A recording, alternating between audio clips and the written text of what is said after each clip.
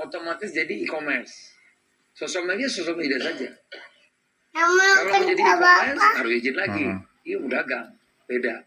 Gitu. Harus pisah. Yang kedua, e-commerce itu tidak boleh jadi produsen. Dia kan sosial media. Nggak boleh jadi produsen. Kalau produsen dia harus izin sendiri. Dua. Yang ketiga, tidak bisa langsung direct barang itu yang kita nggak punya. Gitu.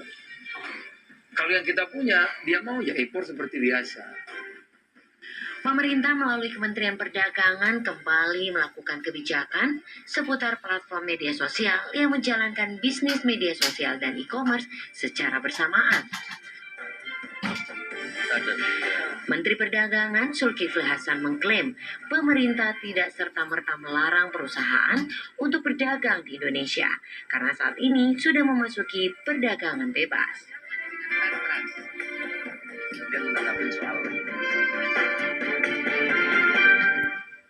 Nah lo, siap-siap TikTok dilarang untuk berjualan. Itu yang akan menjadi pembahasan kita hari ini. Dan untuk membahas lebih jauh mengenai bakal dilarangnya media sosial digunakan untuk jualan dengan praktik e-commerce, saat ini kami sudah bersama dengan Dr. Richard Lee. Selamat siang, Dok. Selamat siang, luar biasa.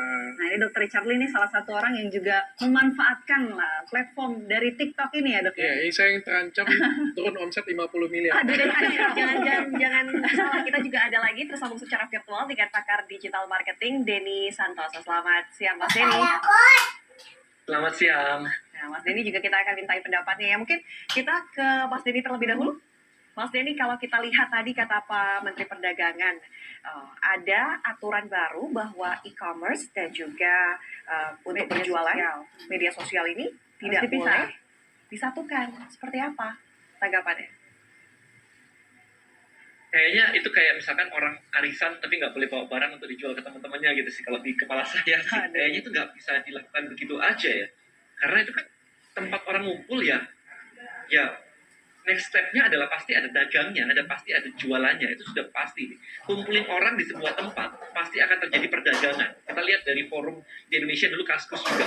Dikumpulin aja, ngobrol aja, pasti akan ada perdagangan. Ya kan? Jadi bentuknya akan seperti itu. Di Facebook juga, itu sudah ada juga marketplace sebenarnya.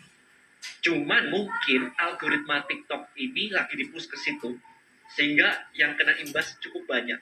Sehingga menimbulkan banyak hal seperti ini. Tapi kalau misalkan di sosial media nggak boleh jualan, kemudian tempat marketplace nggak boleh ada sosial medianya, kayaknya kejauhan ya. Kalau kita melarang semuanya itu, kita nggak akan maju akhirnya. Kalau menurut saya begitu. Karena ini memang sebuah, kenapa? Ya, Mas Denny, ini dikatakan kalau salah satunya untuk mencegah praktek monopoli yang merugikan UMKM di Indonesia. Ini Anda melihatnya bagaimana? Kalau misalnya mereka memang dari platformnya sendiri mengeluarkan produk sendiri dan benar-benar jualan dengan harga yang hancur-hancuran, yes, itu memang I think perlu diregulasi kalau kayak begitu, karena itu not fair ya buat ini. Tapi kalau misalkan semuanya nggak boleh berjualan begitu kan jadi sosial media dan e-commerce-nya ini harusnya nggak bisa kayak semerta-merta langsung dipotong begitu aja, itu nggak bisa sih menurut saya sih. Tapi kalau memang benar tadi, tapi harus ada, ini memang hal yang baru sebenarnya. Kita lihat sendiri, misalnya, ini contoh aja. Kalau Anda punya toko offline, kemudian barangnya banyak barang titipan, atau misalkan gini deh, kita lihat food court di mall-mall, food court. Kemudian food court-nya sendiri berjualan minumannya dikuasai sama dia sendiri. Itu kena nggak kalau kayak begitu? Karena lebih mirip ya yang terjadi ya. Nah, perlu diregulasi aja, yang boleh apa, yang nggak boleh apa, itu mesti clear dulu. Kalau bahasanya begini, ketika berjualan online akan mematikan yang jualan offline. Seperti apa? Itu era sih, kalau saya nggak bisa. Karena orang akan lebih suka belanja online, kalau dipaksa offline lagi, mereka juga nggak suka. Saya belanja handphone misalkan, udah online semua, nggak ke toko lagi. Itu sudah shifting, kayak zamannya dulu ojek online, sama yang konvensional. Kan pasti akan ada shifting ke situ. Kalau dibilang mematikan, ya memang eranya berubah. Mesin ketik udah mati loh. Ada arus perkembangan ya, Mas Denny ya? Arus perkembangan. Itu kan salah satu alasan tadi yang dikatakan oleh Mendak juga. Ya, jadi memang arahnya kayak gitu, kayak zaman dulu misalkan anak kecil nggak boleh pakai kalkulator. Hari ini itu AI loh sekarang eranya. Kalau kita nggak bisa pakai AI juga udah akan ketinggalan. Kita akan hire orang yang ngerti AI dibandingkan yang nggak ngerti AI. Bukan AI menggantikan, enggak, tetapi orang yang bisa pakai kalkulator akan lebih baik daripada orang yang pakai pensil untuk hitungnya. Oke. Ini kan teknologi kan ya, shifting kan. Nggak bisa kayak dipotong begitu aja. Kita akan ketinggalan sama negara lain kalau kita potong itu.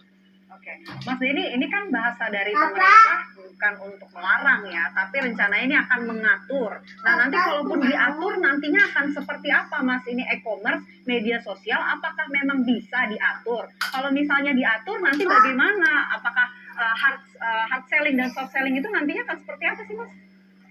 Nah ini tadi dari kapan hari saya mikirnya agak tricky. Trickynya begini, yang diatur itu adalah kalau misalkan pihak sosial media itu nggak boleh jualan langsung. Kemudian ngaturnya gimana? Kalau misalnya pihak sosial medianya menggunakan entity ketiga, entitas company ketiga, dan kemudian company itu yang berjualan di situ. Tapi company ini sebenarnya holdingnya miliknya si itu tadi apa sosial media tadi. Itu kan juga bisa dilakukan. Kemudian kalau misalnya kita nggak bolehin deh orang ini ya apa ya istilahnya orang retail membeli langsung begitu. Kalau misalnya yang terjadi adalah kita saya sebagai orang individu, kemudian saya membeli barang di Amazon di luar negeri nih, nggak ada di Indonesia, di luar negeri dan barang